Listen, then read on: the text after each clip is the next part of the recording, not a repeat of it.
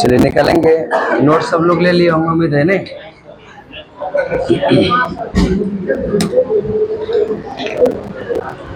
आज बायोलॉजी होगा 10th class का, ठीक है। और इसमें सबसे पहला चैप्टर वो कौन सा है? स्वपोषण, ठीक है। स्वपोषी पोषण, स्वपोषी पोषण।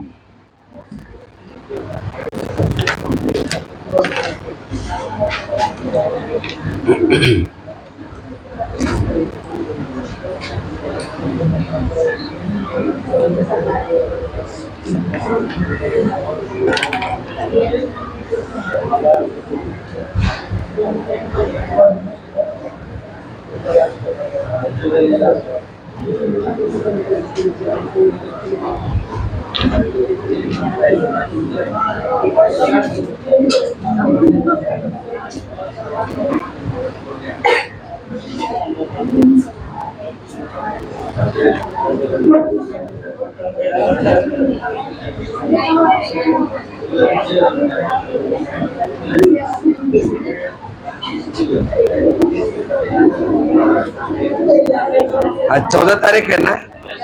आज ही भर गर्मी लगेगा, कल से मानसून आ जाए।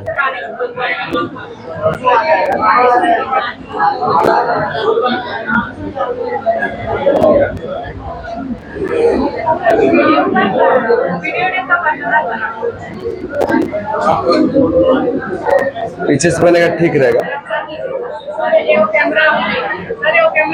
डिजिटल बोर्ड लगाएंगे, समझे।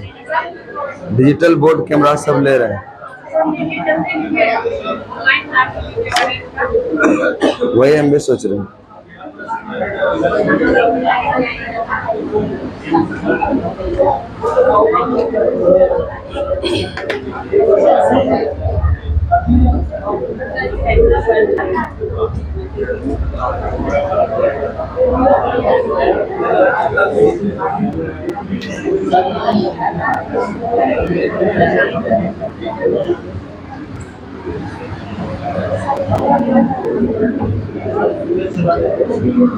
क्या होगा?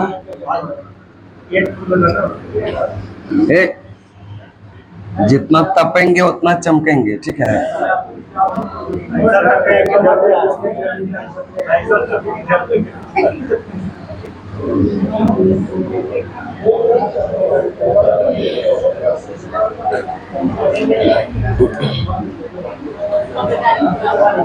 बोर्ड साफ किए, गंदा किए, पता नहीं चला।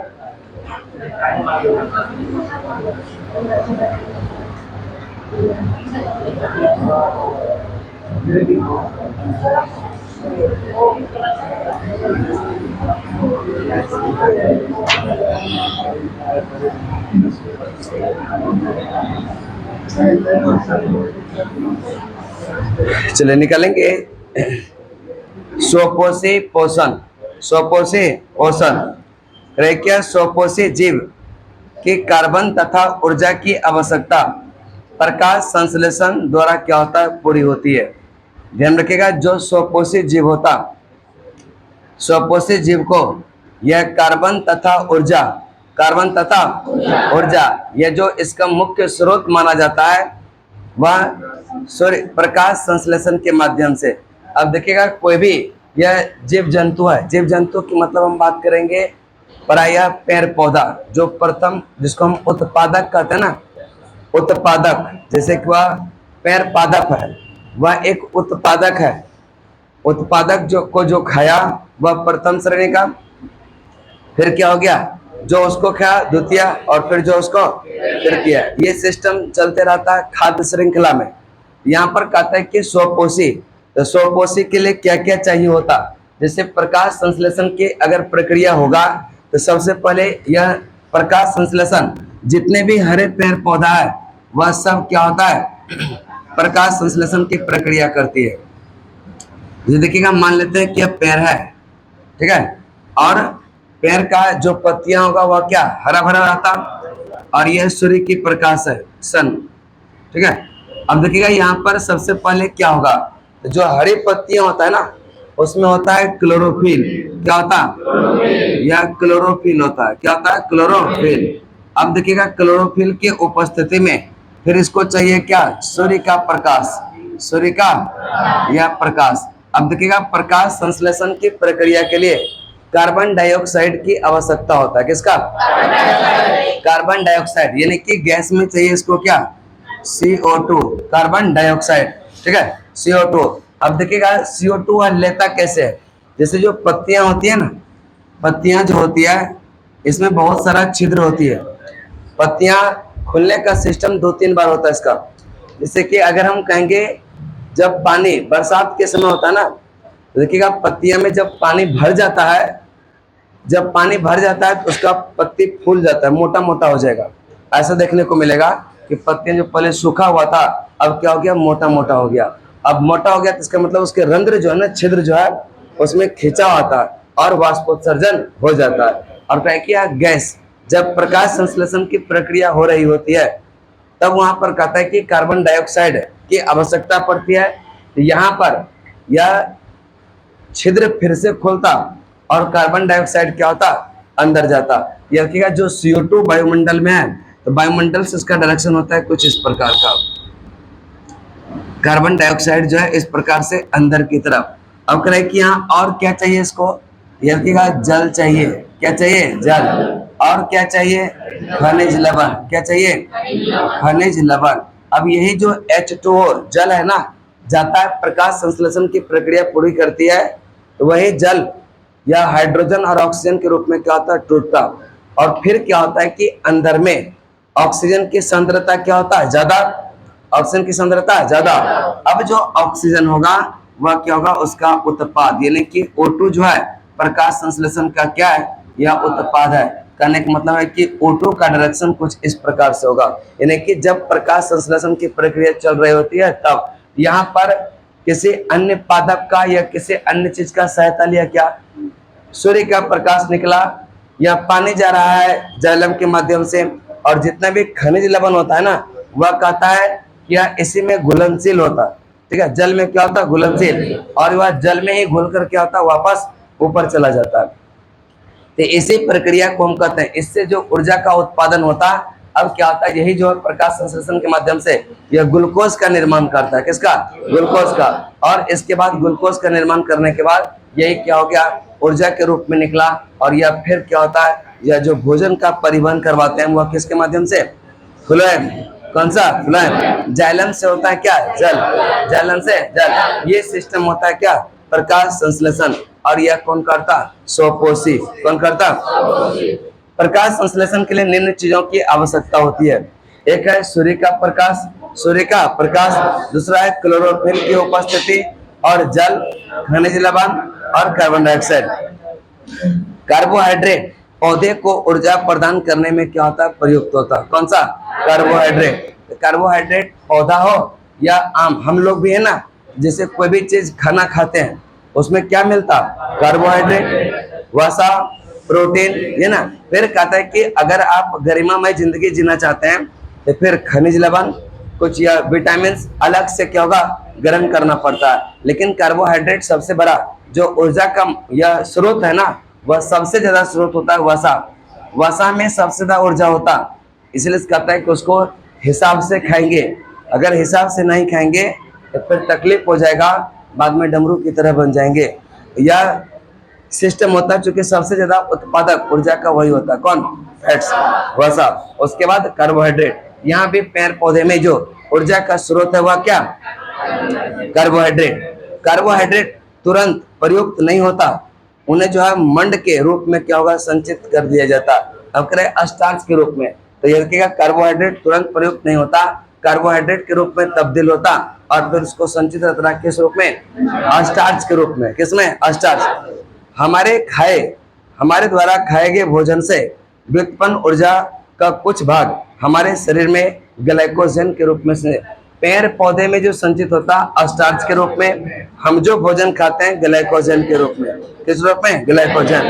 पेड़ पौधे में स्टार्च, पेड़ पौधे में स्टार्च, पेड़ पौधे में, और हमारा भोजन में ग्लाइकोजन। प्रकाश संश्लेषण प्रक्रम के दौरान निम्न घटनाएं होती है। क्लोरोफिल द्वारा प्रकाश या ऊर्जा को यह क्या होता है, अवशोषित कर लेता है।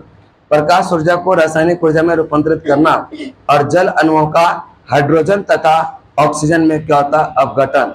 जल अणु जो जल गया अभी बता रहे थे ना, देखिएगा सबसे पहले जो प्रकाश ऊर्जा है, प्रकाश संश्लेषण प्रक्रिया में क्या होता कि प्रकाश ऊर्जा का, ध्यान रखिएगा किसका, प्रकाश ऊर्जा का क्या होता, रासायनिक ऊर्जा में परिवर्तन।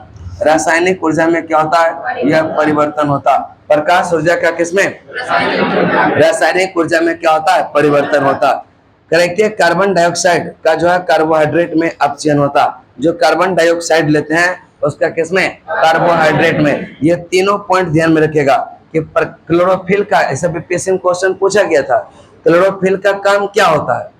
अभी हम बोले प्रकाश ऊर्जा को अवशोषित करना, यानी क्लोरोफिल का काम यही होता है। देखते एक एक पॉइंट से क्वेश्चन बनाता है, ऐसा क्वेश्चन था ना बीपीएससी में, क्लोरोफिल का क्या काम होता और यह क्या करता है, यानी कि प्रकाश ऊर्जा जो है उसको अवशोषित। क्लोरोफिल का काम क्या होता, यह प्रकाश ऊर्जा को अवशोषित करना, प्रकाश ऊर्जा को या अवशोषित करना, प्रकाश ऊर्जा को क्या करना, अवशोषित करना। ठीक है, प्रकाश ऊर्जा को अवशोषित, यह किसका काम होता, क्लोरोफिल। अब करें कि जो प्रकाश ऊर्जा है वह क्या होता है, रासायनिक ऊर्जा में तब्दील होता।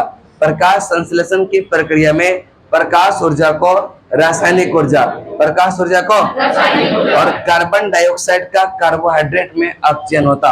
यह किसमें होता, कार्बोहाइड्रेट में। किसमें, कार्बोहाइड्रेट किसमें होता, कार्बोहाइड्रेट में क्या होता, अपचयन होता। तीनों पॉइंट एकदम इंपॉर्टेंट है, ध्यान में रखिएगा। कह देगा प्रकाश संश्लेषण के संदर्भ में निम्न कथनों पर विचार करें। पहला कथन दे देगा क्लोरोफिल यह प्रकाश को रिफ्लेक्ट करने का काम करता। दूसरा देगा कि कार्बन डाइऑक्साइड कार्बोहाइड्रेट में अपचयन होता, और तथा देगा प्रकाश ऊर्जा को रासायनिक ऊर्जा में बदलता। उपरोक्त में से कौन सा कथन गलत है, यह केवल एक गलत है, जो हम पहला कथन बोले थे ना। यह इस प्रकार से क्वेश्चन टफ करना होगा तब, है ना।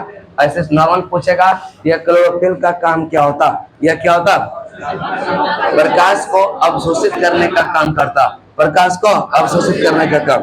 मरुद्भिद पौधे रात्रि में यह CO2 लेते हैं और एक मध्यस्थ उत्पाद बनाते हैं। दिन में क्लोरोफिल ऊर्जा यह क्या होता, अवशोषित करके अंतिम उत्पाद बनाते हैं। अब देखिएगा जो मरुद्भिद पौधा होता, जहां पर कहता है ना कि वह पानी की मात्रा कम होता है, जैसे रेगिस्तान की बात करेंगे, वहां का पत्तियां देखिएगा यह कांटेदार होता। वहां का पत्तियां क्या होता, वह एक प्रकृति का नियम होता कि जिन क्षेत्रों में बारिश ज्यादा होता वहां का पत्तियां चौड़ा चौड़ा होता। ऐसा इसीलिए से कि चूंकि ज्यादा पानी की मात्रा आ जाए तो यह पादप का जो कोशिका है वह फट ना जाए। ना फटने के लिए पत्तियां क्या होता है, चौड़ी, और पत्तियां चौड़ी होगा जितना पानी आएगा वह रंध्र खुलेगा, उसके माध्यम से वाष्पोत्सर्जन हो जाएगा।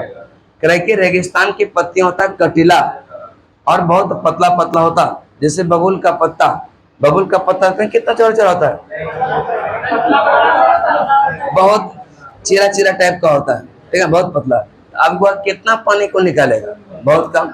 तो वहाँ का सिस्टम होता है कि जो रेगिस्तानी एरिया होता है वहाँ का पत्तियां समझिए कि उसमें रंध्र बहुत कम होता, छिद्रें बहुत कम होती है, और वहां पर एक मोमी लेयर का परत भी लगा रहता है। कहाँ पर, रेगिस्तान एरिया में, ताकि वह जो है ना पानी का वाष्पोत्सर्जन नहीं करे।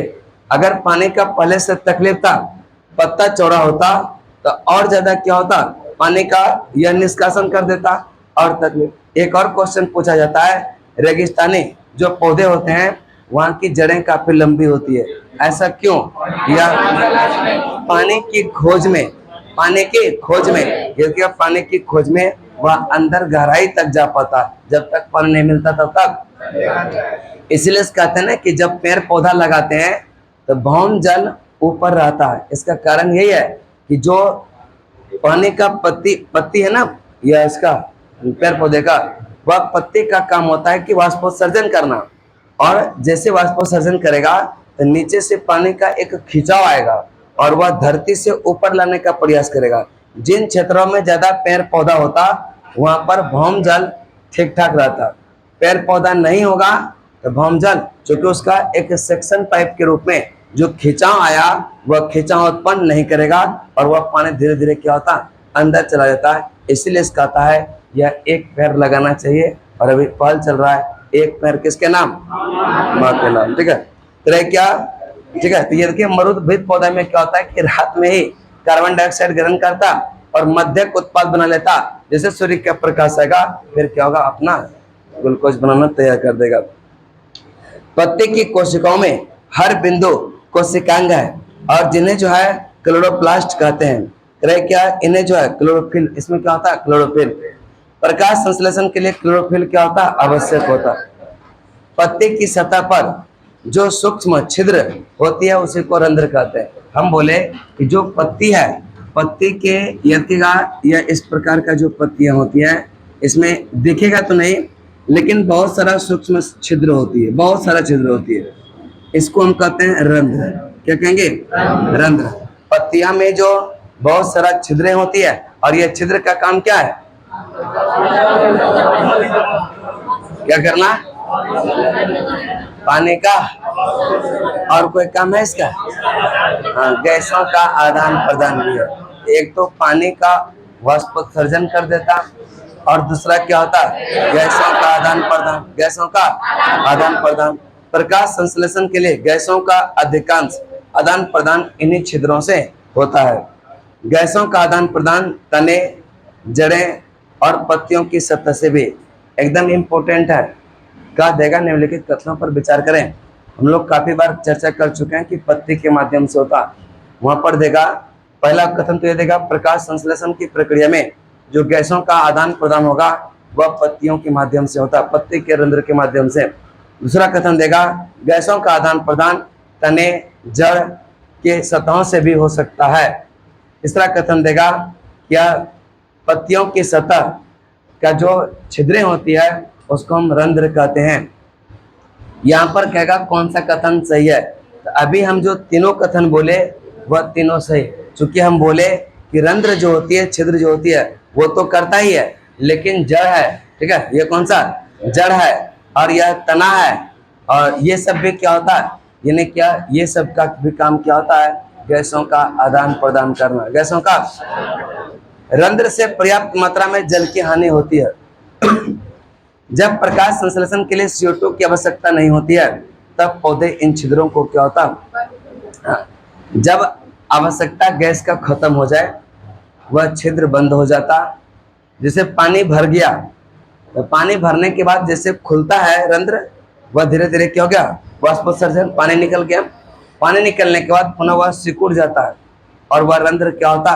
बंद हो जाता है। रंध्र क्या होता? बंद हो जाता।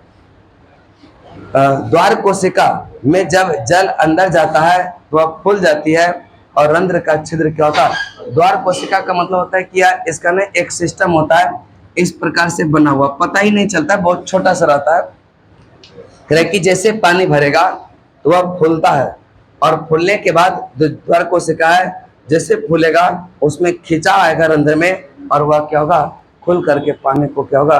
वाष्पीकृत कर देगा, वाष्पोत्सर्जन हो जाएगा। इसके बाद है स्थलीय पौधे प्रकाश संश्लेषण के लिए आवश्यक जल की पूर्ति जड़ों द्वारा मिट्टी में उपस्थित जल के अवशोषण से करती है।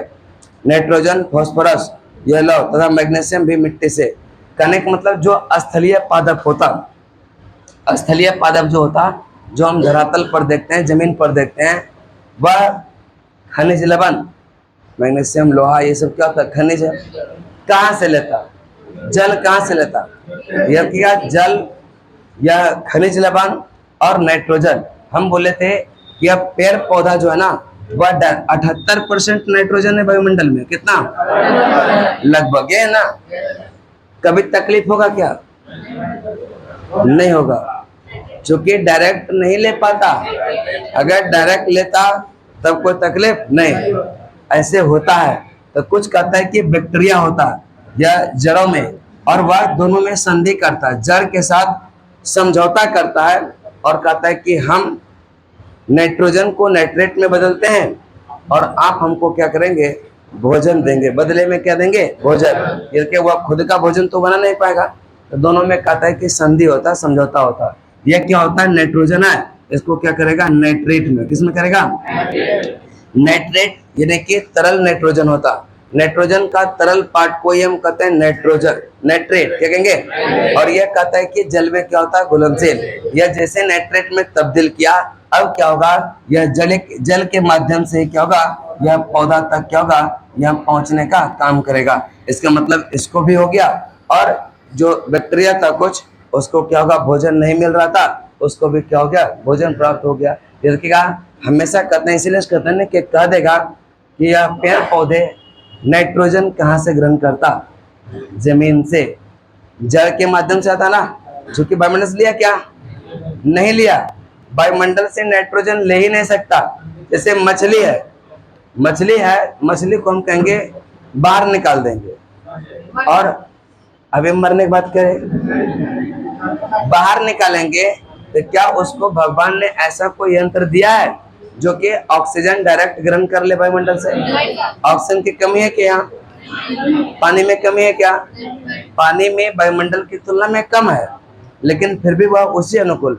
आपको पानी में फेंक दिया जाए, तैरना नहीं आता हो, तो क्या आप ऑक्सीजन ले सकते हैं क्या? ऐसा सिस्टम हमारा बनाया ही नहीं गया कि जो हम पानी, लेकिन है तो पानी में भी ऑक्सीजन। उसी प्रकार से पेड़ पौधा डायरेक्ट नाइट्रोजन गैस नहीं ले सकता, वह किस रूप में लेता, नाइट्रेट। और यह जल में घुलन, जितना खनिज लवण है वह भी जल में घुलनशील होता, और जल के माध्यम से क्या होता, ऊपर। ये सब याद रखिएगा, मिट्टी से ही लिया जाता है। किससे? मिट्टी से। नाइट्रोजन अकार्बनिक नाइट्रेट का नाइट्राइट के रूप में क्या होता है, यह लिया जाता है। एक होता है विषमपोषी, क्या होता है? अब करें कि प्रत्येक जीव अपने पर्यावरण के लिए अनुकूलित होता है। एक होता है प्रतिकूल और एक होता है अनुकूल। तो हम लोग जो है अपना अनुकूलतम परिस्थिति देखते हैं, वह कहाँ पर, धरातल पर, वायुमंडल में। चूंकि मानव के जितने उपभोग की आवश्यकताएं की चीज होगा, दैनिक आवश्यकताओं की चीज, वह धरातल पर मिलता है ना। देखिएगा, जनसंख्या वृद्धि उसी राज्य में ज्यादा होगा जहां पर दैनिक उपभोग की चीजें आसानी से मिल जाता है। दैनिक उपभोग की चीजें आसानी से, वहां का जनसंख्या ठीक होगा। जैसे उत्तर प्रदेश की जनसंख्या सबसे, इसका देखते हैं गंगा बेल्ट में है, उत्पादन ठीक होता, धरातलीय एरिया है, मकान लोग का अच्छा बन जाता, परिवहन की सुविधा हो जाता, तमाम चीज की सुविधाएं, ये न मानव को चाहिए निवास करने के लिए। इसी कारण से उत्तर प्रदेश में जनसंख्या ज्यादा है। अपना बिहार भी कम नहीं है, तो बिहार नहीं है तो यहाँ भी गंगा नदी है, और अनेक नदियां हैं, धरातलीय क्षेत्र है, परिवहन की सुविधा है। अब तो नीतीश कुमार इतना काम कर दिया परिवहन पे, फिर कह ही नहीं सकते, बहुत ज्यादा। ये वाला भी रोड चालू कर दिया, ये डबल डेकर वाला। अब गांधी मैदान जाने में समय ही नहीं लगता, बस यूं चढ़े यूं उतर गए, अद्भुत नहीं होता। पहले जाम में फंसा हुआ है, इरिटेट हो जाता लोग। गर्मी के दिन में जाम में फंस जाइए, लगेगा कहीं गाड़ी में आग ना लग जाए, कोई ठीक नहीं है, बहुत तेज गर्मी हो रहा है ना। तो अब सिस्टम क्या हो गया, यानी कि जहां पर मानव के दैनिक उपभोग की आवश्यकताएं अच्छे से मिल जाएगा, वहां पर जनसंख्या वृद्धि ठीक ठाक। यानी कि हम लोग का गलती नहीं है कि जनसंख्या वृद्धि हो रहा है, गलती किसका है,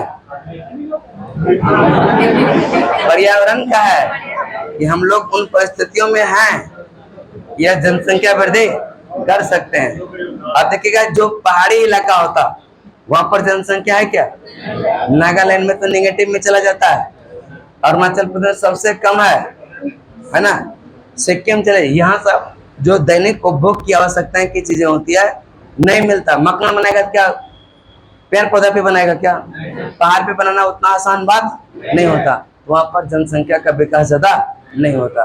तो क्यों जनसंख्या का विकास किस राज्यों में होता, उसका कारण यही है कि जो मानव के दैनिक उपभोग की आवश्यकताएं है आसानी से जहां मिल जाएगा, वहां पर ग्रोथ रहेगा ही रहेगा। ठीक है, करे क्या, पर इसीलिए कहता है कि प्रत्येक जीव जो है वह अपने पर्यावरण के अनुकूल होता है। भगवान ने उसको उस प्रकार का यंत्र दिया है कि उसी पर्यावरण में वह रह सकता।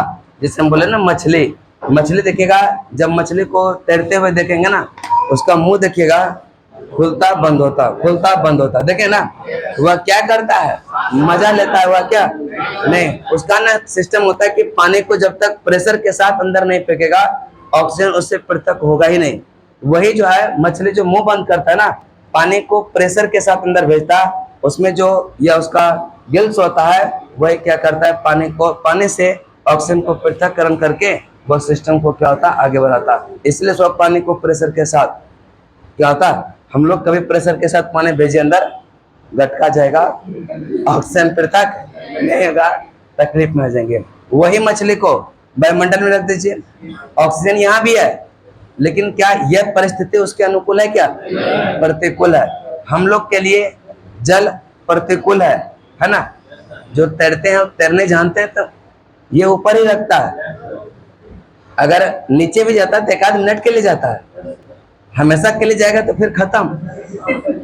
अगर 1 मिनट से अंदर चला गया ज्यादा तब समझिए चांसेस कम है कि फिर से आप ऊपर करेगा। ठीक है, पानी पीने के लिए नहीं जाता है। ठीक है, आगे है भोजन के स्वरूप में उपलब्धता के आधार पर पोषण के विधि जो है यह विभिन्न प्रकार की हो सकती है। इसके अतिरिक्त यह जीव भोजन के ग्रहण करने का ढंग पर भी निर्भर करता है। अब करें कि भोजन के स्वरूप के उपलब्धता के आधार पर भोजन की विधि विभिन्न प्रकार की हो सकती है। अब देखिएगा, जैसे हम लोग भोजन करते हैं तो सबका भोजन करने का तरीका और जो पोषण का समाने होती है, क्या सभी जीव जंतु का एक ही होता है क्या? हम लोग जैसे खाते हैं, दाल खाएं, चावल खाएं, रोटी खाएं, वह अपने हाथ से, भगवान ने दो को हाथ दिया, कोई बायां हाथ से खाता, कोई दायां हाथ से, ऐसा देखते हैं कोई दोनों हाथ से खा रहा है, बहुत तेज भूख लगा है। अब देखिए हम लोग का जो सिस्टम है ना, वह क्या होता है कि पहले अंदर में देखिएगा भगवान ने मुंह में जीभ दिया है, 10 सेंटीमीटर का लंबा जीभ दिया है, और जीभ के साथ जीभ में देखिएगा छोटी छोटी कलियां होती है, वह कलियां फालतू का नहीं है।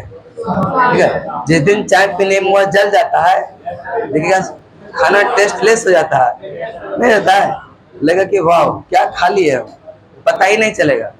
जो स्वच्छ है तो टेस्ट भी अच्छा आएगा, यानी कि वो जलता अगर नहीं है तो उसका भी काम होता। वह एक टेस्ट बड है, स्वाद कलियां, उसी का अलग अलग पार्ट का अलग अलग टेस्ट का यह जो पहचान करता है ना। देखिएगा इसलिए कहता है कि स्वाद कलियां। अब देखिएगा जैसे कि गाय भैंस बकरी है, देखते हैं कभी एक हाथ से उठा के खा रहा है, उसका खाने का तरीका अलग है, तो पचाने का भी तरीका अलग होता। देखिएगा जो गाली जुगाली करने वाले जंतु होते हैं, सबसे पहले जैसे उसको चरने के लिए निकालते हैं, भैंस उस पालन करते होंगे कोई भी गाय हो, तो जब नहीं करते हैं, जो करते होंगे उनको पता होगा। ठीक है, नहीं तो कैसे को देख लीजिएगा, गौ में बहुत गाय भैंस रहता है।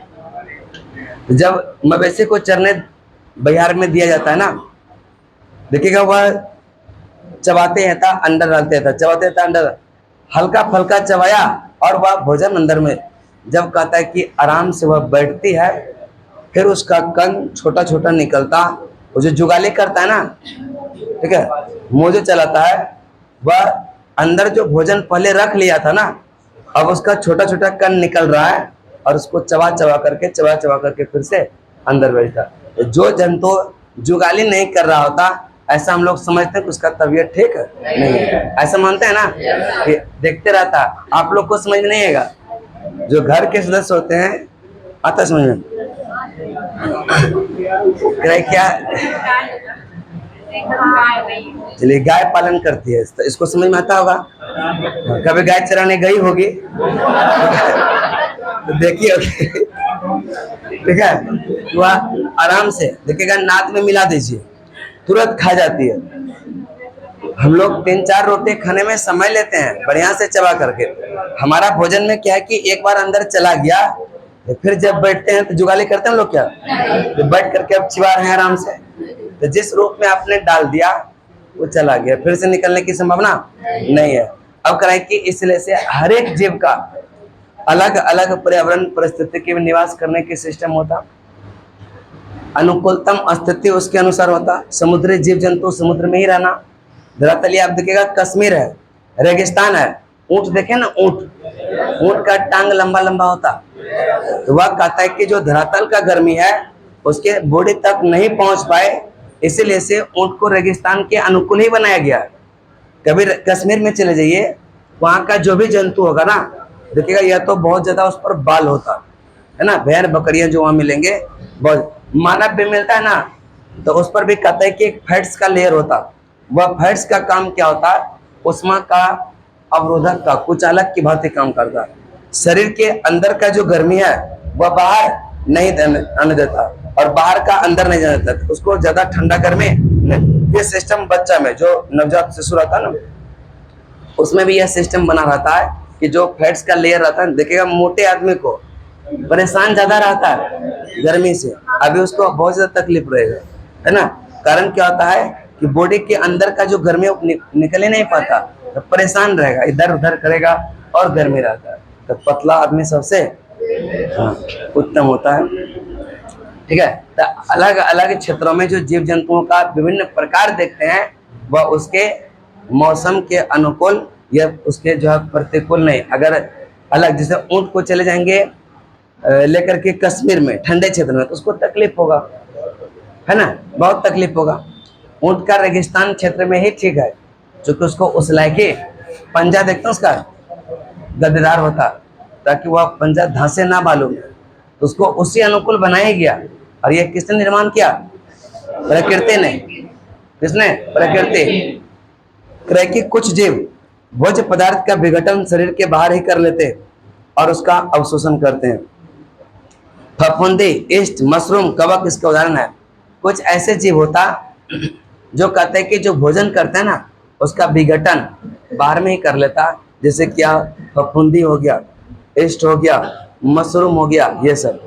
कुछ जीव संपूर्ण भोजन पदार्थ का अंतर्ग्रहण करने पर उसका पाचन क्या होगा अंदर में। अब करें कि कुछ ऐसे जीव होते हैं जो पूरे भोजन को अंतर्ग्रहण करेंगे और फिर क्या होता है विभिन्न प्रक्रियाओं के पोषण, यह क्या होता है सिस्टम।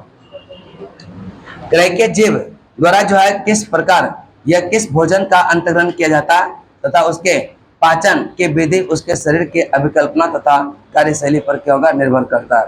तो ध्यान रखिएगा, क्रय हुआ किस प्रकार का भोजन अंतर्ग्रहण कर रहा है, उसका पाचन सिस्टम भी उसी अनुकूल होता, ठीक है, उसी के अनुकूल होता।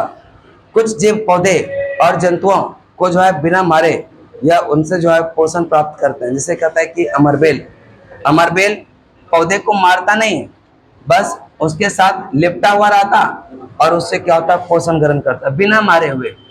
और यह किलने जो हम लोग के ढील कहते हैं उसको, ठीक है, जो कहें तो नहीं, ढील कहेंगे तो ठीक है। हाँ, ये भी हो सकता है, जो मतलब चिड़ियाघर में समझ ले लोग, है कि ना। तो जू की बात करेंगे जिसके सर में हो जाता है, लड़कियों सबके सर में ज्यादा होता होगा, बाल बड़ा बड़ा होता है, निवास स्थान उसका अच्छा लगता होगा। लड़का सबका तो बाले उड़ जाता है, उसका निवास स्थान खत्म। जू का निवास स्थान लड़की में ज्यादा अच्छा रहेगा, नहीं, कारण क्या, उसका बाल लंबा लंबा होता है। अब आप में तो जू होगा नहीं कभी, आधा तो साफ हो चुका है और परिपूर्ण जहां पर रहेगा वहीं पर आना पसंद करेगा, चाहे मानव हो या जू हो, ठीक है। ये सब व्यक्ति को मारता नहीं है, बस से क्या हुआ, ऐसा सुने कि जू हो गया बहुत मर गया हुआ, ऐसा ना था ना। यह कहता है कि जंतुओं को बिना मारे उससे पोषण ग्रहण कर लेता अपना भोजन। जू हो गया अंदर में नहीं मरता और वह धीरे धीरे क्या होगा अपना पोषण, और अगर उसको नहीं निकाला जाएगा वह भी मोटा हो जाएगा और धीरे धीरे भालू के रूप ले लेगा, है ना, बड़ा बड़ा हो जाता है। आगे है छोटा भालू। क्रय की लीच, फीताकृमि, ये सब कुछ ऐसे जीव जंतु होते हैं ना जो कि बिना, ये एक जानवर का नाम होता है, उसका फोटो आप देख सकते हैं निकल करके। क्रय क्या बिना मारे क्या होता है, या जो अपना पोषण सिर्फ उससे क्या होता है ग्रहण करता है। जीव अपना पोषण कैसे करते हैं, अगला टॉपिक है जीव अपना पोषण कैसे करते हैं। तो क्या सब जीव एक ही प्रकार से करेंगे क्या?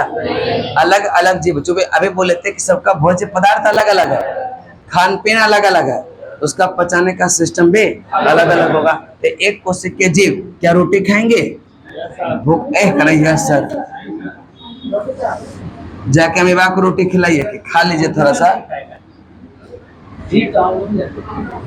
आप एक कोशिक के जीव हैं, रोहित जो है एक कोशिक के जीव है, समझे। और कह रहे कि कह रहे कि जीव अपना पोषण कैसे करते हैं। एक कोशिकी यह कोशिका जीव भोजन संपूर्ण सतह से यह ग्रहण करता। अब जो एक कोशिका होता है ना, कहीं पर देख लेगा भोजन, जैसे मान लेते हैं क्या अमीबा ही है, इस प्रकार का कोई आकार प्रकार नहीं होता। यहाँ पर इसको देखा भोजन आया और लगा कि वाह भोजन मिला, तो वह क्या करेगा, यहाँ पर इस प्रकार का संरचना बना लेगा, ठीक है, इस प्रकार का संरचना, और धीरे धीरे क्या होगा उसको ग्रहण कर लेगा। इधर देखा तो इधर वाला शेप बढ़ा लेगा, वह जा करके भोजन को क्या करता है, ग्रहण कर लेता। तो ऐसा सिस्टम होता है, माना कि एक कोशिकीय जीव किसी भी सतह से भोजन ग्रहण कर लेता। आप ऐसा करते हैं क्या? भोजन मुख से ही ग्रहण किया जाता है। यह यूनिसेल्युलर नहीं, यह हो गया। और एक बहुकोशिकीय जीव क्या होगा, उसका अलग अलग सिस्टम होता है भोजन ग्रहण करने का। एक कोशिकीय का कोई ठीक नहीं है, इसमें मुख नहीं होता। हाँ, श्रम विभाजन प्रदर्शित ये भी करता, अलग अलग अंगों का काम अलग अलग सिस्टम से होता है। बहुकोशिकीय में भी श्रम विभाजन प्रदर्शित होता। इसका कारण क्या होता है, जैसे कि आंख है, तो आंख का काम क्या है, बस खाली देखना। अच्छा, आंसू बहाना बेटा, देखिए कि आंख का, सही बात है, आंसू भी निकलता है। आप लगता है बहुत रोते हैं नहीं, तो करें क्या, अलग अलग अंगों का काम। अब देखिएगा मुख है, मुख का काम प्राय होता है क्या, खाना है ना। कान का काम क्या होता है, नाक का काम होता है सूंघना। जो हार्ट होता है दिल, उसका काम क्या होता है, पंप करना। हाँ, उसका काम होता है क्या, पंप करना। तो ध्यान रखिएगा यानी कि बहुकोशिकीय जीव श्रम, यानी कि अलग अलग अंगों का काम क्या होता, अलग अलग होता है, ठीक है। शिव लगता है कुछ बोलना चाह रहे हैं लेकिन बोल नहीं पा रहे। क्या हो गया, पानी नहीं दे रहा है? अब पानी चढ़वा कहीं लेते हैं, बोलते पैरामीशियम इसका तबीयत खराब हो जाता है, समझे। पैरामीशियम भी एक कोशिकीय जीव है, जिसकी कोशिका एक निश्चित आकार होता तथा भोजन के एक विशिष्ट स्थान से ही ग्रहण किया जाता। भोजन इस स्थान पर यह पक्षाघात की गति कर द्वारा पहुंचता है और कोशिका को पूरी सतह से क्या होगा, जैसे यही कहे भोजन दिखा और वह पूरा सतह से उसको ढक लिया और फिर क्या हो गया, अंतःग्रहण कर लेता। ऐसे ही क्या करता है, एक कोशिकीय जीव भोजन ग्रहण करता है, ठीक है, भोजन ग्रहण करता है। अभी लोग आ ही रहे हैं नहीं, बहुत बढ़िया, जब जगे तभी सवेरे। ऐसे कीजिए, हम हमेशा यही चीज कहते हैं कि जब नींद खुले पहुंच जाइए। कुछ तो सीखेंगे ना, अगर 10 बजे भी कोई आएंगे तो 1 घंटा तो पढ़ेंगे। तो अभी तो आए तो बहुत भाग्यशाली हैं वो। आप 15 मिनट पहले आ जाइए ना कल से, ठीक है, 15 मिनट में कुछ सीख के जाएंगे, है ना। इसके बाद है मनुष्य में पोषण, मनुष्य में पोषण। स्पीड ठीक है कि स्पीड तेज कर दें? आहार नाल, ठीक है, अगर स्पीड तेज कर देंगे तो आज खत्म हो जाएगा, खत्म नहीं करना है। आहार नाल मुख्य रूप से यह मुख से गुदा तक क्या होता है, एक लंबी श्रृंखला चलती है। किसका? अब यहाँ पर हम देख रहे हैं मनुष्य में, किसमें, मनुष्य में जो पोषण होता है वह कैसे, यह करे कि आहार नाल होता। जैसे कि सबसे पहले जैसे भूख लगता है ना, तो तंत्रिका तंत्र जो है वह मस्तिष्क को इन्फॉर्म करता है कि पेट क्या है, खाली हो गया है या उसको चाहिए। तो फिर यह आंख जो है ना, आंख इसको इन्फॉर्म करता है कि देखो कुछ है अगल बगल में। अगर कहीं दिखता है तो कहता है कि हाँ है, तो फिर मस्तिष्क कहता है हाथ को उठा और डालो, तो हाथ पकड़ता है उसको। ये ना होता है सिस्टम, ये सब तंत्रिका तंत्र का काम होता है। तंत्रिका तंत्र भी अद्भुत चीज है हमारे बॉडी का, हर एक इंफॉर्मेशन प्रदान करता है। वही जैसे कि यहाँ पर अभी सांप आ जाए तो बचपन से हमको क्या सिखाया गया, नहीं भागना नहीं, बचपन से ये सिखाया कि भाग जाना है। बचपन से ये सिखाया गया है कि सांप डस लेता है, डसने के बाद मर जाता, यही ना। डसने के बाद क्या होता, मर जाता। डिपेंड कुछ नहीं करता, बस सांप यही सिखाया गया कि चाहे वह ढोरा सांप हो या अगर यहाँ पर ढोरा को भी लाके छोड़ देंगे ना तो सब भाग जाएंगे। उसको पता नहीं कि गेहूं है कि नाग है। हम बहुत बार गंगा घाट गए हैं, यहाँ पटना के NIT बहुत बार देख रहे हैं ना, तो चूंकि गांव के लोग ने ढोरा सांप को पहचानता है ना, हम लोग उसको पहचानते हैं। तो यहाँ की महिलाएं जो है उसको जब दर्शन उस ढोरा सांप का होता है कहते कि वाह साक्षात नाग देवता आ गया, और सब लोग उसको प्रणाम करते हैं। लेकिन वह सांप कौन सा होता है जो कोई काम होता है इसका। गांव में देखिएगा मछली मार होता था, उसको ऐसे नचा नचा के ऊपर फेंकता है, यहाँ पर वही नाग देवता के रूप में, चूंकि वह पहचानिए नहीं कौन नाग देवता है, ठीक है। तो ये नहीं पता चलता कि कौन सा सांप है, पहचानेगा तब ना। अब पहचानने के बाद भी आपके पैर में लपटा जाए ढोरा, आप बेहोशी की हालत में आ जाएंगे। पता है कि कुछ नहीं होगा लेकिन फिर भी तकलीफ, धामन, उसको देख के हार्ट अटैक आ जाएगा। काटता तो नहीं है वह, लेकिन देख कितना लंबा होता है। ये देखिएगा, यह जो भोजन का अंतर्गत हम लोग चलते हैं मानव में पोषण। क्रैकी एक होता है लाला ग्रंथि, कौन सा, क्रैकी मुख में होती है, जिससे क्या होगा लार और रस का श्रवण होता। लार और क्या होता है, रस का। तो मुंह में देखिएगा खट्टा चीज जब देखेंगे ना, कोई आपके सामने में खट्टा आम खा रहा है, इमली खा रहा है, आपके मुंह में कभी पानी आया है क्या? आया है? अरे नहीं आया है। हाँ आया होगा, आप देखे ही नहीं होंगे किसी को, तो है ना। नहीं तो हो सकता है कि लाला ग्रंथि खत्म हो चुका हो, ठीक है। अगर खत्म हो जाएगा तो तकलीफ हो जाएंगे। तो लाला ग्रंथि का काम होता है लार का श्रवण करना, और लार भी पाचन में क्या होता है, सहायता प्रदान करता।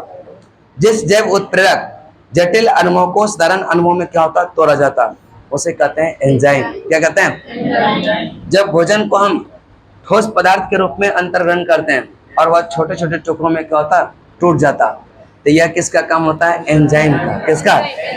लार पे भी एक एंजाइम होता जिसे जो है लार एमाइलेज कहते हैं। क्या कहते हैं?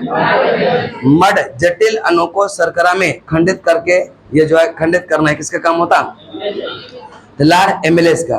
तो मड को शर्करा में तोड़ना ये किसका काम होता, एमाइलेज। किसका?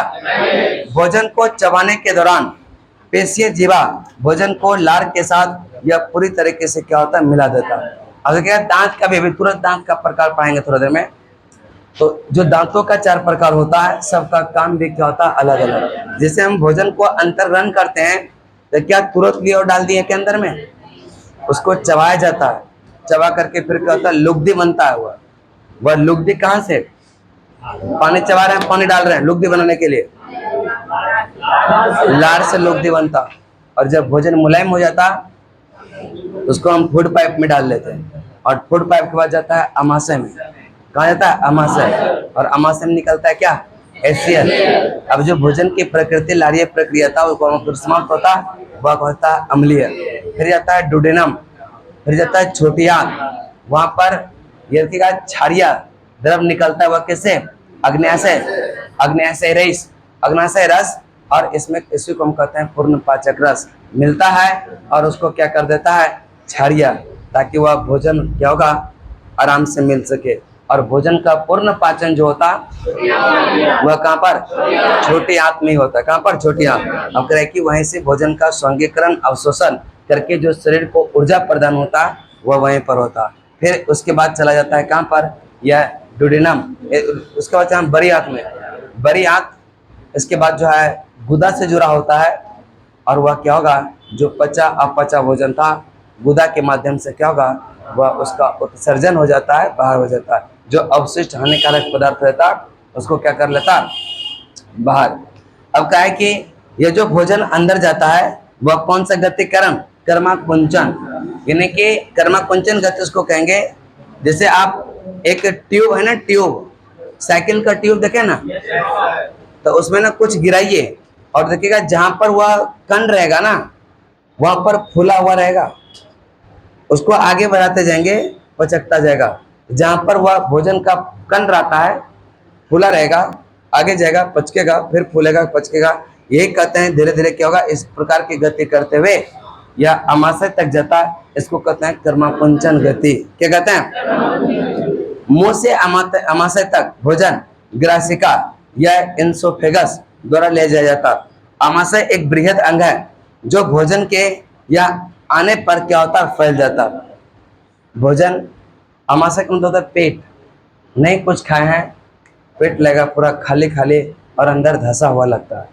जैसे वहां पर एकदम संतृप्त भोजन कर लेंगे तो क्या होगा, भर जाता है, क्या होता है, फूल जाता है। ठीक है, क्या अमाशय अमाशय की पेशियां भित्ति भोजन को अन्य पाचक रसों के साथ क्या होगा, मिश्रित करने का काम करता है। अब देखिए यहाँ पर हम फिगर नहीं बनाएंगे।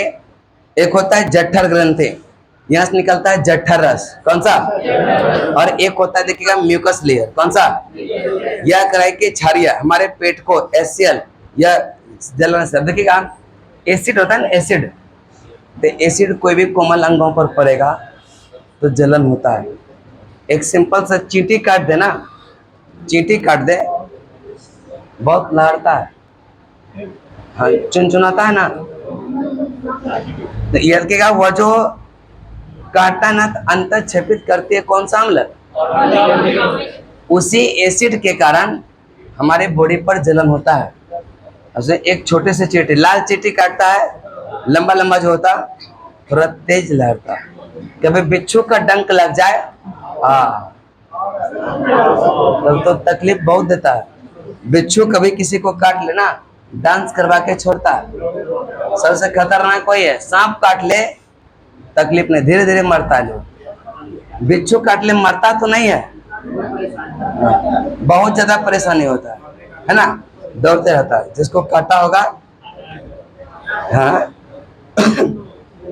देखिएगा उसी प्रकार से जैसे HCl का श्रवण होगा तो HCl पेट को जलन प्रदान करेगा ना, तो उसके लिए भगवान ने अंदर में एक म्यूकस लेयर, और म्यूकस लेयर होता है क्षारिया।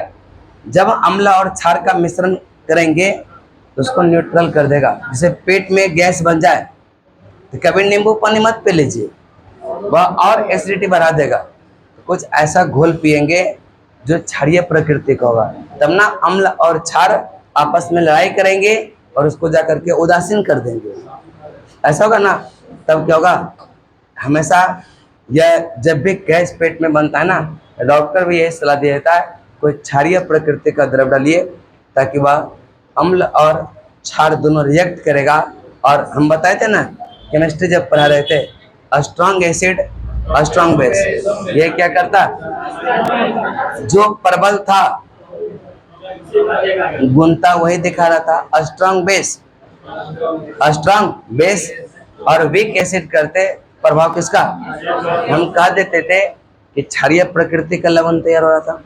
और अगर स्ट्रॉन्ग एसिड है वीक बेस है तब हम क्या कह दिए थे, हमने चूंकि जो उसका प्रभाव ज्यादा होगा वही यहाँ पर कहता है कि जो म्यूकस लेयर है वह क्षारीय होता, HCl जो होगा उसको क्या करता है, न्यूट्रल, और पेट में जलन उत्पन्न नहीं करने देता।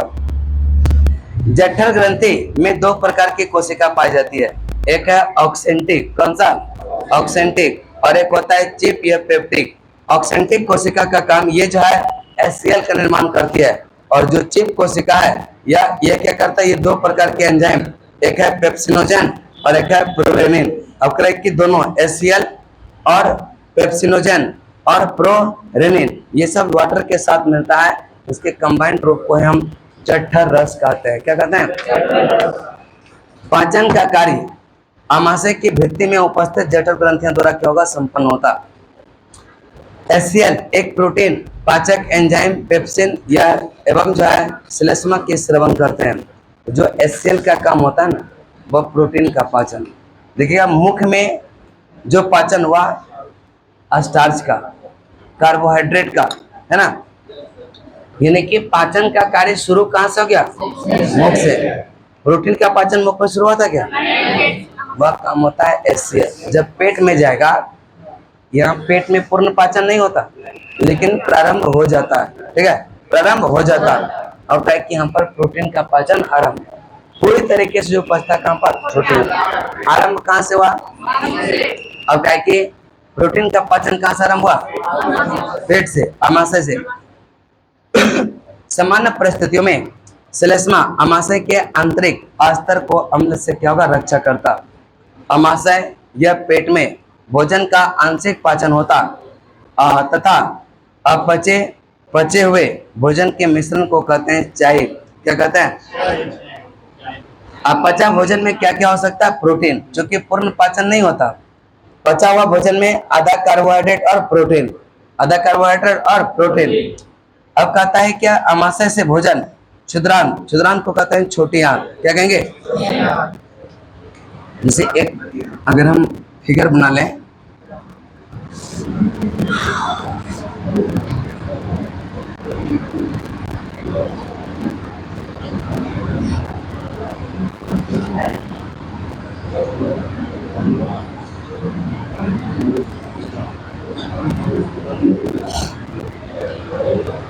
ठीक है। अब करें कि जो पचा और अपचा भोजन है, ये जो बना है ना, ये है आमाशय। क्या है? आमाशय, ठीक है। यहाँ पर कहते हैं कि जो पचा अपचा भोजन उसको कहते हैं चाय। क्या कहते हैं? चयन कहते हैं। अब यह कहता है कि पचा और अपचा भोजन आमाशय से अब चला जाता है कहाँ पर? सबसे पहले कहता है कि ड्यूडेनम, ये वाला क्षेत्र जो होता है ना, जस्ट पेट के बाद का पार्ट, इसको कहते हैं ड्यूडेनम। क्या कहते हैं? या ड्यूडेनम। इसके बाद यानी कि ड्यूडेनम छोटी आंत का ही पार्ट है। यहाँ पर जाता है, एक होता है पित्ताशय। कौन सा? और पित्ताशय से निकलता है पित्रस। कौन सा? और इसमें क्या होगा? मिलता है पित्ताशय। पित्ताशय से क्या निकलता है? पित्रस, ठीक है। और इसका जो निर्माण होता है वह कहाँ पर? यकृत, लीवर में। कहाँ पर? और जमा कहाँ होता है? पित्ताशय। यकृत, ध्यान में रखिएगा हमेशा कि अगर कभी भी पित्ताशय का निर्माण की बात कर ले और जमा की बात कर ले, पित्ताशय, यह कहाँ जाता है? फिर यह मिलता है किसमें? छोटी आंत में।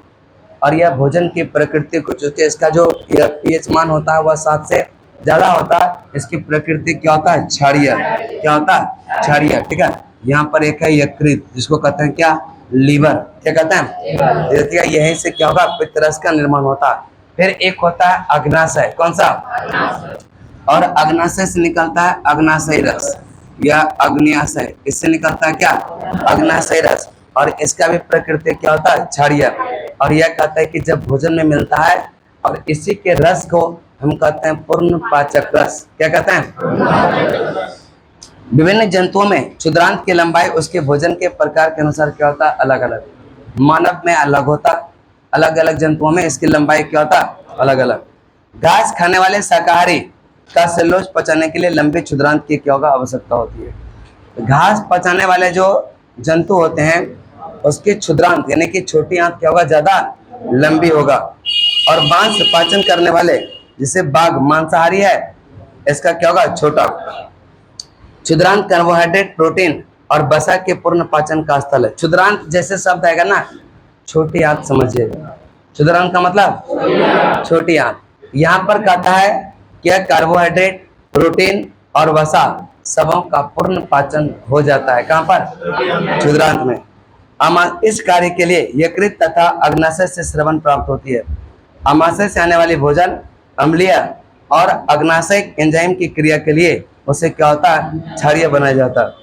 यकृत से स्रवित पित्तरस या भोजन की अम्लीय प्रकृति को क्या कर देता है? क्षारीय करने का कार्य करता है। यह कार्य वसा पर क्रिया करने के लिए क्या होगा? यह अतिरिक्त है। कि जैसे यकृत से निकलता है क्या?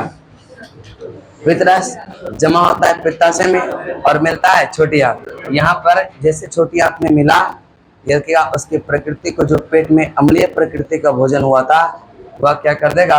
क्षारीय। क्या कर देगा?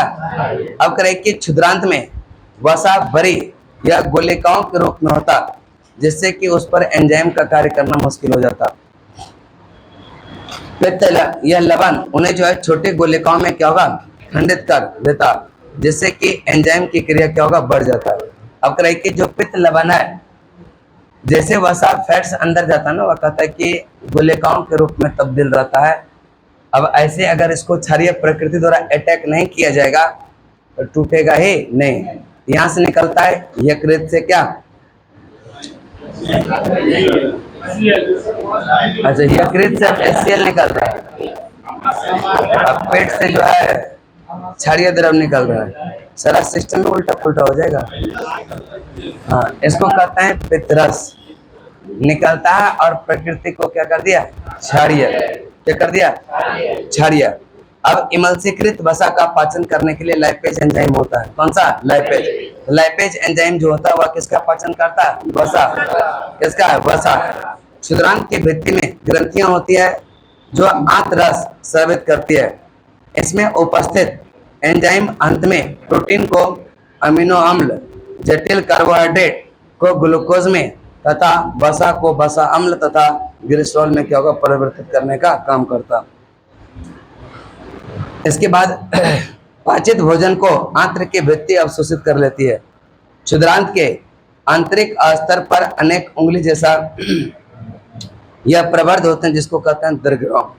कि क्षुद्रांत जो छोटी आंत होता है ना, इसमें कहते हैं उंगली जैसा संरचना होता है, इस प्रकार से ढेर सारा बना रहता है, इस प्रकार से ढेर सारा बना रहता है, इसी को कहते हैं दीर्घरोम। क्या कहेंगे, दीर्घरोम।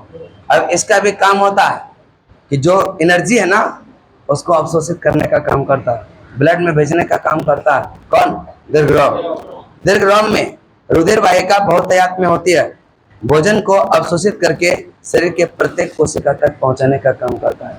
चावल खाए कि क्या अन्य कोशिका तक चावल को ही पहुंचा दिया क्या, चावल में क्या है, कार्बोहाइड्रेट। कार्बोहाइड्रेट को एनर्जी के रूप में तोड़ेगा और वही एनर्जी जब देखते हैं आपको तकलीफ होता है, भूख लग जाता है, दौड़ के आइए 5 किलोमीटर को कुछ खाने नहीं दिया जाएगा, ठीक है, मस्तिष्क जोर जोर से कहेगा कुछ पकड़ो और खाओ, लेकिन खाना है ही नहीं। अगर कुछ देर के बाद आपको दिखेगा वीकनेस आ जाएगा। इसका कारण यही है कि वहां पर जो दीर्घरोम है ना उसको अवशोषित करने के लिए कुछ जगह नहीं मिल रहा है, और नहीं मिल रहा है अलग पार्ट में एनर्जी भी ट्रांसफर नहीं हो रहा है, नहीं होगा तकलीफ होगा ना, देखिएगा वह तकलीफ देता है। और इसका उपयोग ऊर्जा यह प्राप्त करने के नए उत्तकों के निर्माण और पुराने उत्तकों को मरम्मत करने में करता है। एक तो ऊर्जा का निर्माण किया, खाना खाए देखना पूरा एनर्जी आ जाता है, और खाना खा के सो जाइए तो और ज्यादा एनर्जी आ जाता है। जब जगेंगे तो बहुत अच्छा एफिशिएंसी के साथ काम करेंगे। ऐसा फील किया ना, खाना खा के घंटा सो जाइए, फिर से जगिए और देखिए एनर्जी बहुत ज्यादा लगेगा। एक तो सोने के बाद स्थितिज ऊर्जा खुद बनता है, और एनर्जी भोजन था नहीं पेट में, भोजन को ग्रहण किए वह भी तब्दील होगा धीरे धीरे, और क्या होगा, एनर्जी के रूप में कन्वर्ट करेगा, एफिशिएंसी आपका क्या होगा, बढ़ जाएगा। ठीक है, अभी देखते हैं हाथी आ रहा है, इसका कारण क्या है, ऑक्सीजन की कमी हो गया है इसको, बस ना। हाँ, क्या पानी चाहिए, पानी दे रहे पिए नहीं रहे लोग, क्या बिना पचा हुआ भोजन वृद्धांत में यह कराई के भेज दिया था। अब कराई के जो पचा भोजन है उसको कहां पर, यह वृद्धांत को कहते हैं बरिया, बरियात में भेज दिया जाता है। पेन सब बहुत बढ़िया चल रहा है, क्या करेंगे,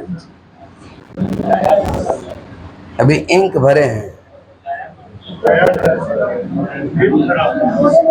हाँ ठीक है, इस क्लास के बाद नया ही खरीद लिया जाएगा, लेकिन अभी तो तत्काल ठीक है ना, चलिए अभी 2 घंटा का बाद जो ब्रेक होगा ना 9 बजे, मन नहीं लग रहा है क्या, इतना गर्मी में भी आप लोग बैठ के पढ़ रहे हैं, थोड़ा बहुत बड़ी बात है क्या, बहुत बड़ी बात है। लोग को सोना पसंद है, बहुत लोग चैन की नींद ले रहे होंगे, आप लोग पंखा ऑफ करके यहाँ पर देख रहे हैं, पढ़ रहे हैं, कितना अच्छा काम है। और कुछ ना कुछ सीख करके ही जाएंगे, और इसी में से बहुत कुछ आपको पता नहीं होगा, आज सीखे होंगे बहुत लोग, और कुछ सीखेंगे, अभी बहुत कुछ सीखेंगे, ठीक है। अब देखिएगा, हाँ, ये आम जिंदगी से जुड़ा हुआ चीजें हैं। बायोलॉजी, पॉलिटी, इतिहास, इकोनॉमिक्स, ये सबको ना सबको पढ़ना चाहिए, क्योंकि पर्यावरण में आप रहते हैं, देश में रहते हैं, क्या क्या अधिकार हैं, ये सब नॉलेज होना चाहिए। हाँ, पुलिस वाला के पास अधिकार मत मांगिएगा। आगे है, अब देखिए, एक होता है सेसम क्षेत्र, जहां पर छोटी आंत खत्म होता, बड़ी आंत की शुरुआत होता, उस क्षेत्र को कहते हैं सेसम। क्या कहेंगे? सेसम क्षेत्र कहेंगे। क्या कहेंगे? सेसम। यहाँ पर एक बैक्टीरिया रहता है जिसको कहते हैं ई बैक्टीरिया या ई कोली या एस्चेरिया। ई कोली या एस्चेरिया, इसका काम क्या होता है कि जो पचा अपचा भोजन था उसको मल में कन्वर्ट कर देता है। किसमें? मल में। अब करें कि जो कोलन है, जो यह बड़ी आंत का देख रहे हैं ना, ये बड़ी आंत का क्षेत्र, इसको कहते हैं कोलन। कोलन का काम क्या होता है? उसका जो दिमाग, इतना बढ़िया चीज नहीं समझ में आ रहा है? पीछे क्या देख रहे हैं? पीछे में कुछ है क्या? अच्छा, पानी को इतना गौर से देखिएगा।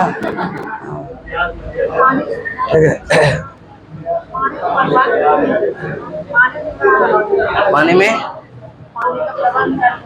पानी का प्रबंध है सर, आपके तक पहुंच नहीं है पानी का। पानी तो संसार में 72-71% पर है, यहाँ भी लीड एकेडमी में 71% पानी भरा हुआ है, लेकिन आपके पहुंच से क्या है? बाहर है। अब देखिएगा, एक होता है बड़ी आंत का पार्ट कोलन। कौन सा? इसका कोलन का काम क्या है?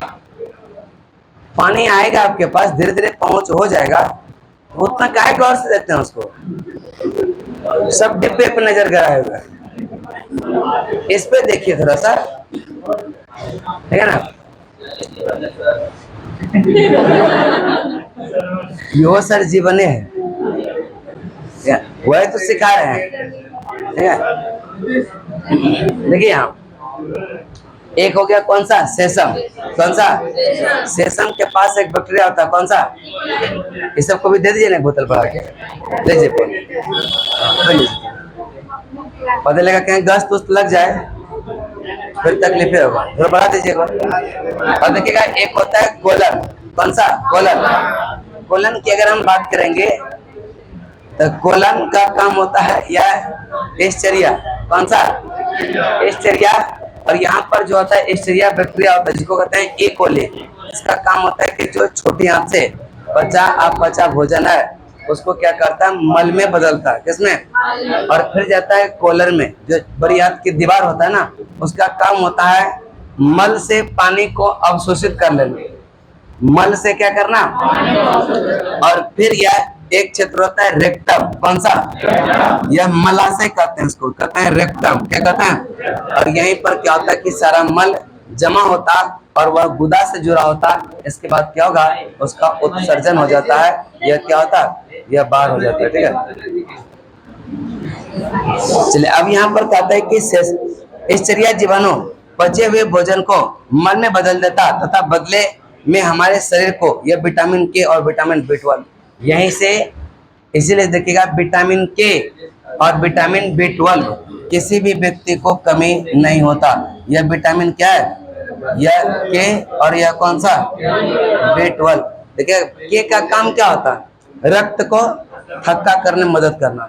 ऐसा देखें 2-4-5 व्यक्ति को जिसको कटा रक्त थक्का ही नहीं हुआ, बहुत कम मिलेगा दुनिया में। कहता है अपना प्यारा भारत में 100% अगर लोग है ना, उसका 2 या 3% लोग के पास विटामिन के की कमी होता है, पराया नहीं मिलेगा।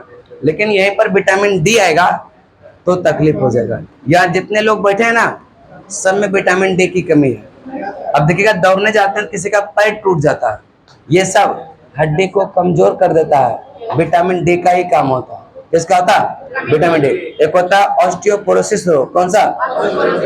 जिसमें कहता है कि हड्डियों को क्या करता है? कमजोर कर देता है। तो हम लोग कारण क्या है? कभी देखिएगा, जो मजदूर लोग होते हैं, काम जो करते रहते हैं, उसका बॉडी में कभी विटामिन डी की कमी नहीं। चाहे धूप में, हम लोग थोड़ा सा धूप में निकलते हैं, लगता है चक्कर आ जाएगा, बहुत तकलीफ होता है। लेकिन दिन भर अब हो गया ना, ऑक्सीजन मिला ना, हाँ, आप लोग पियेंगे, बगलों वाले ध्यान रखती है। नहीं, वो खुश है, देख रहे ना। चलिए आगे चलें। अब कराए क्या, इसका काम क्या हो गया, यानी कि यह विटामिन डी की कमी से, क्योंकि हम लोग धूप में निकलना चाहते ही नहीं है, और नहीं चाहेंगे तो तकलीफ होगा। वेट करते रहते हैं कि बिहार दरोगा में रिजल्ट आ जाएगा तो दौड़ने जाएंगे, जिस दिन रिजल्ट आता है उस दिन परे टूट जाता है, हो गया सारा खत्म। बिहार पुलिस में बहुत लोगों के साथ ऐसा हुआ कि पास करने का पहले वेट कर रहे थे, और जब आया तो किसी के पैर में मोच आ गया, किसी का पैर टूट गया, अब वह दौड़ पाएंगे क्या?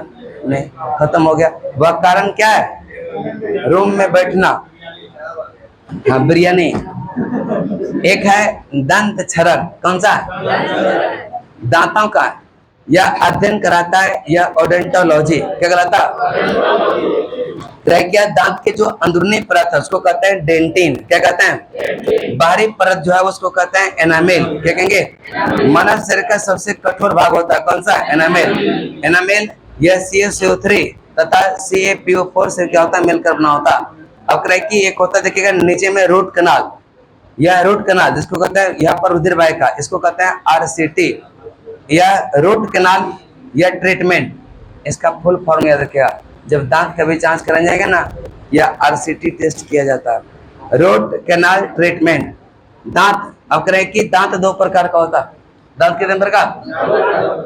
दो प्रकार का, एक होता है अस्थाई और एक होता है अस्थाई। जब बच्चे में थे हम लोग, हाँ, करें कि वहां पर 20 दांत आया था, 20 दांत आ करके और फिर चला गया। दांत जिस समय टूटता था ना, हम लोग दुबरी खोजते थे, और ये देखते कौवा नहीं ना देख लेगा। बचपन में ऐसा किए ना सब लोग? आप लोग नहीं किए? सब लोग किए। और उसको रख करके दुबरे में 5 बार से गाय की दांत अच्छा आएगा, उससे कोई इफेक्ट पड़ता था क्या? आज दुबरी मिलता है, आज दांत सबका खराब है क्या? कितना बढ़िया दांत निकलता है। पहले हम लोग को लगता था ऐसा, वह दृष्टि भ्रम था, समाज में ऐसा भ्रम फैलाया जाता, दुबरी में ही डालना है, दांत अच्छा आएगा, हिलने पर और हिलाते रहना है, नहीं तो दूसरा दांत उसी में आ जाएगा, है ना, जिसको कहते हैं कुकुरदत्ता हो जाता है। वह सब ऐसा सिस्टम होता है कि वह दांत गलती की उखाड़ने में तो तकलीफ हो जाता था, बहुत लोगों को हो भी जाता था। तो यहाँ पर कहें कि जो 20 दांत था ना, वह दूध का दांत था। अब यहाँ पर जो सबको 32 दांत आ चुका है, ठीक है। अब अगर दांत टूट गया ना गलती से, तो आशा मत कीजिएगा कि आएगा, अब खत्म, ठीक है। अब क्या होगा, कृत्रिम दांत लगाना होगा, इसको कहते हैं अस्थाई। अगर कहेंगे अस्थाई दांत की कुल संख्या कितना, और जो वो अस्थाई हुआ कितना, 20। तो 20 दांत दूध का दांत होता, और वह आता है चला जाता है, फिर से जो आता वह जाता नहीं है, अगर चला जाता है आता नहीं है ना, इसको कहते हैं क्या, अस्थाई। क्या कहेंगे, अस्थाई। सामान्यतः यह दांत अब जो टूटेगा, बुढ़ापे आएगा, तब दंत का क्या होगा, क्षरण होना शुरू होगा। अब क्या है कि जो यह टोटल दांत है ना, 32 दांतों को हम यह 4 भागों में, कितने भागों में, एक है कृंतक, कौन सा, देखिएगा आगे का दांत, ठीक है, आगे का जो 2 दांत होता है ना, 4 दांत ऊपर, 4 दांत, ये किया कृंतक, इंसिजर। आगे का 4 दांत, ऊपर का 4 दांत, नीचे का, इसको कहते हैं क्या, इंसिजर। क्या कहेंगे, इंसिजर या कृंतक। तो ये क्या, इंसिजर की संख्या कितना हो गया, 8, 4 ऊपर 4 नीचे 8। जस्ट साइड में लीजिएगा रत्नक 1, तभी गन्ना खाइए। अभी सुने ना, 2 ही नहीं होगा, 4 होगा। हम क्या बोले, अभी हल्ला नहीं करना है, पूरा बात को सुनिए ना। रत्नक जो है ना, एक जो ऊपर का फॉर्मेट दांत का है ना, उसके जस्ट 4 दांत के बाद एक ऊपर एक नीचे, 2 इस साइड हुआ और 2 इस साइड हुआ, कितना, 4। रत्नक के 9 जिसको कहते हैं, कितना, 4। कभी गन्ना खाए हैं, गन्ना जब खाए होंगे आगे से ही छीलते हैं, अगर ऐसा करते, ठीक है, ऐसा अगर करते तो आगे का दांत आज नहीं रहता, है ना, तो वह साइड वाला से छीलते हैं, ठीक है ना, साइड वाला से छीलते हैं। इसका काम होता है चिरना फाड़ना। जैसे कपड़ा को कभी चिरते हैं, मन करता है कि नहीं फाड़ दे, तो क्या होगा, साइड वाला से। सेब को कभी काटा है साइड से क्या? नहीं, ऐसे। खीरा, खीरा जो है कभी खाते हैं तो साइड प्लस काटते हैं क्या? बहुत मजबूत है, आगे से कट ही नहीं रहा है, साइड से काट से, ऐसा नहीं होता। तो आगे का काम होता है भोजन को काटना। इंसिजर का, यानी कि इंसिजर का काम हो गया भोजन को काटना, काटना, भोजन को काटने से कि रोटी खाए काट लिए। चिरना फाड़ना काम होता है कैनाइन का, जो साइड का एक दांत होता, ठीक है, मजबूत चीजें होती है। फिर होता है एक अग्र चवर्णक, तो दो दांत एक सॉकेट में होता, दो दांत ऊपर सॉकेट, दो दांत नीचे, चरवा और चार एक साइड, ये क्या है, अग्र चवर्णक का हो गया। चार चार कितना, 8। फिर आता है लास्ट में जो 3 ऊपर एक सॉकेट में होता है, 3 ऊपर में, अंतिम का 3 दांत, ठीक है, अंतिम का 3 दांत वह होता है चवर्णक। क्या था, तो एक सॉकेट में 3 ऊपर में, 3 नीचे में, 6 गो एक के साइड हो गया और 6 गो दूसरा साइड हो गया, कितना, 12। कितना हो गया? यही कहता है कि कृंतक की संख्या 4, 4 8 है ना, 4 ऊपर 4 नीचे, क्या हो गया, 8। रत्नक देखिएगा, एक ऊपर एक नीचे, एक साइड 2 और 2 एक साइड, हो गया कितना, 4। फिर है अग्र चवर्णक, हम बोले क्या 4, पहले तो हम 2 ही करेंगे, 2 ऊपर 2 नीचे, 4 और 4 इधर, हो गया कितना, 8। फिर कहते हैं चवर्णक, 3 ऊपर 3 नीचे, और सबसे अंतिम वाला दांत यही है, कौन सा, चवर्णक। अब देखिएगा जो सबका काम होता है ना अलग अलग, हम कहते हैं ना दांत विषम दंती होता। विषम दंती कहने का मतलब क्या है कि आपका जो दांत है ना, अपना खुद का दांत, कभी ऐना में जाकर के देखिएगा, क्या दांत का सभी आकार प्रकार एक ही जैसा है क्या? खुद का दांत अलग प्रकार का, अलग अलग प्रकार का होता है। जो कृंतक होता है उसका आकार कुछ अलग, कैनाइन का आकार कुछ अलग, प्रीमोलर का आकार कुछ अलग, मोलर का आकार कुछ अलग, सबका आकार प्रकार क्या होता।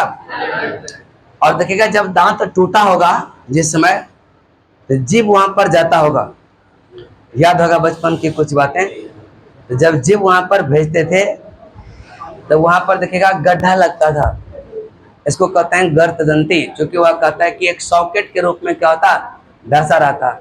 आज भी दांत टूटेगा ना, वो सॉकेट खत्म नहीं हुआ है, सॉकेट आज भी है, ठीक है ना, तो वह सॉकेटे में क्या होता है, फिट रहता है, नहीं रहता है, रहता है। ये कहते हैं, इसको कहते हैं क्या, एक गर्तदंती हो गया, विषम दंती हो गया, और द्विबार दंती कहने का मतलब क्या हो गया, जीवन में दांत कितने बार, 2 बार। कितने बार होता? अब बच्चे में जो होता है ना अग्र चवर्णक, वह नहीं होता, बच्चे में अग्र चवर्णक नहीं होता, और बाकी सब होता है। इसके बाद जो है अक्कल का दांत, ये भी जो है चवर्णक का हिस्सा होता है। कहता है ना अक्कल, उम्र बढ़ने के साथ साथ आपका मैच्योरिटी क्या होता है, बढ़ते जाता है। तो अब 32 के बाद 35 होगा क्या, अंतिम दांत जो होता है उसको कहते हैं क्या, अक्कल का दांत, और वही किसका पार्ट हो गया, चवर्णक। तो अंतिम याद रखिएगा, एक दांत ऊपर एक दांत नीचे, 3 दांत नहीं होता है, 4। अक्कल का दांत 4, एक ऊपर का एक पार्ट, दूसरा नीचे, फिर 2 साइड इस साइड का, इसको 4 दांत को कहते हैं अक्कल का दांत है। जिसको आ गया उसको अक्कल आ गया, है ना, जिसको नहीं, सबको तो आ ही गया, वयस्क उम्र में आ ही जाता है सबको, नहीं आता है, किसको नहीं आया, मैं गिनिए 32 दांत अगर है, अब क्या 33 को आएगा, 32 रहेगा, वही अंतिम दांत को हम कह देते हैं क्या, अक्कल का दांत, ठीक है। चलिए इसके बाद क्या हो गया,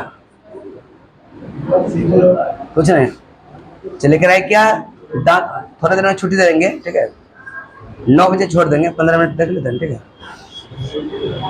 एक है कृंतक, अगर क्या कृंतक का काम क्या हो गया, भोजन को काटना।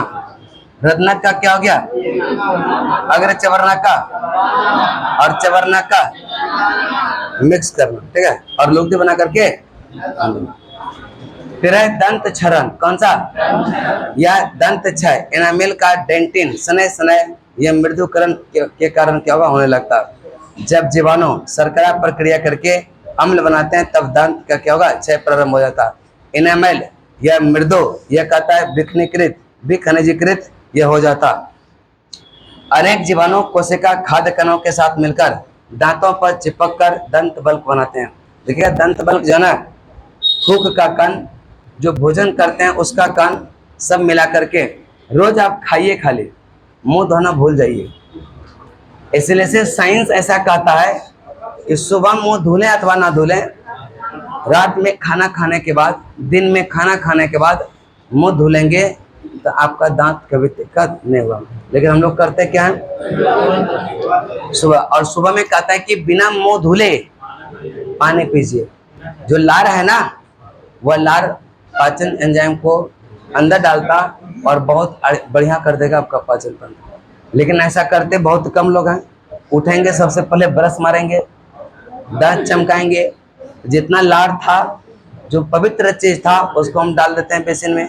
बस रियलिटी यही होता है। अधिकतर लोग यही करते हैं।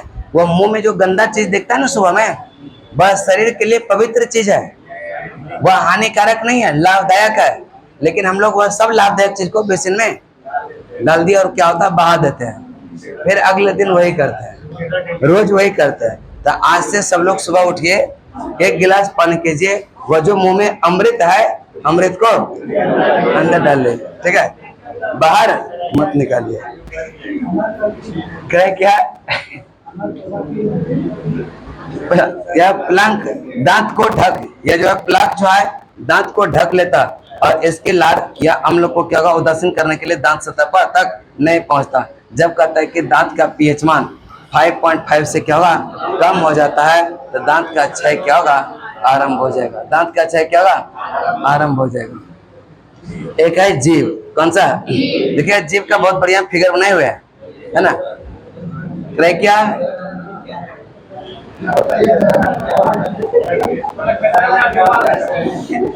एक कचरा वाला ही डिब्बा है, लगेगा कचरा वाला।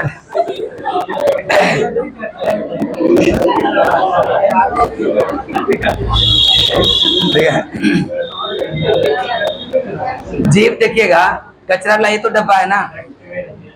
इसी के माध्यम से अब जो बाहर का कचरा सब है डालते हैं ना इसमें, सब बाहर का कचरा देखिएगा। कचरा में क्या आ गया, फास्ट फूड। अच्छा चीज तो अच्छा लगता ही नहीं है, पानी पूरी, बर्गर,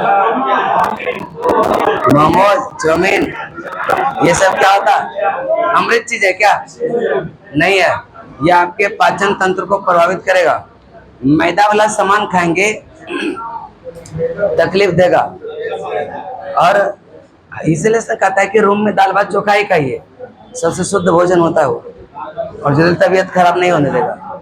लेकिन इस गर्मी में कौन खाना बनाए, वही खा लेता है लोग, है कि नहीं।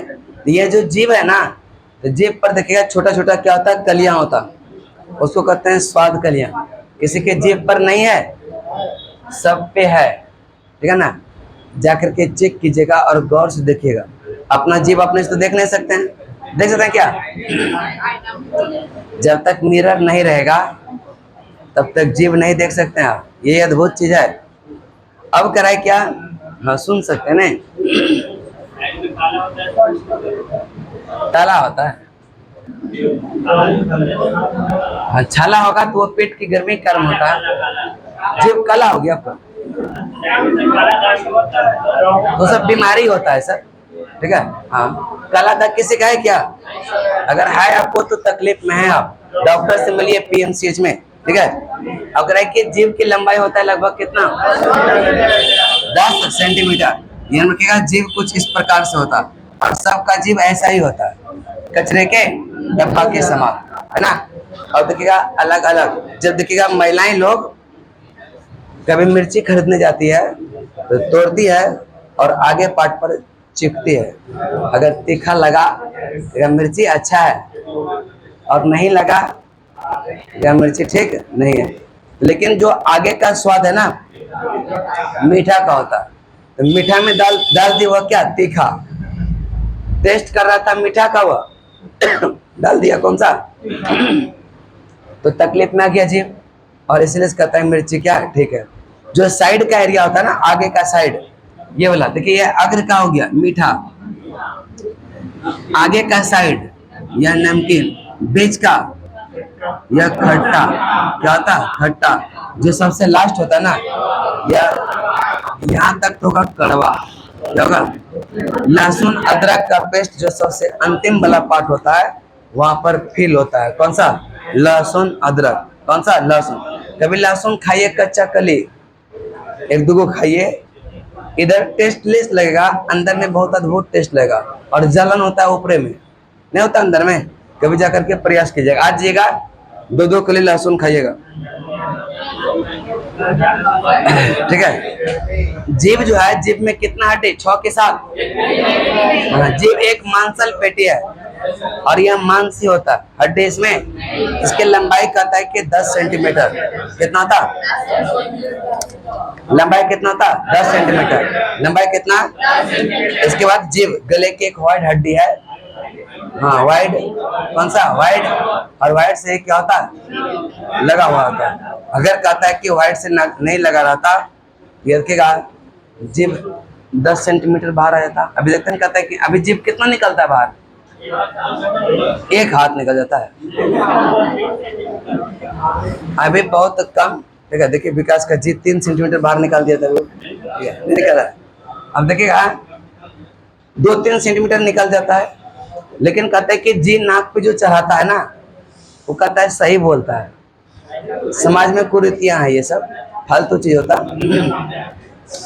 किसी किसी का वाइड का हड्डी छूट जाता है, वहां से उसका जीभ ज्यादा निकल जाता है, ऐसा नहीं होता।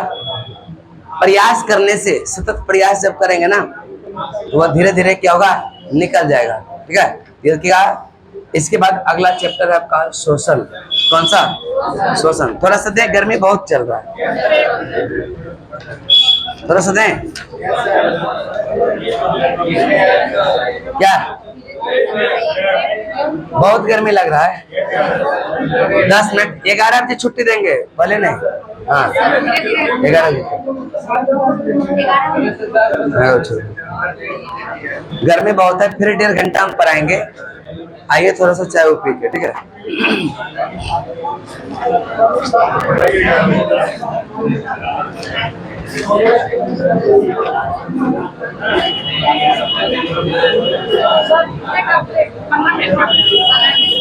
ये खाना में चढ़ा लीजिए, हाँ खाना बना खाइए ना।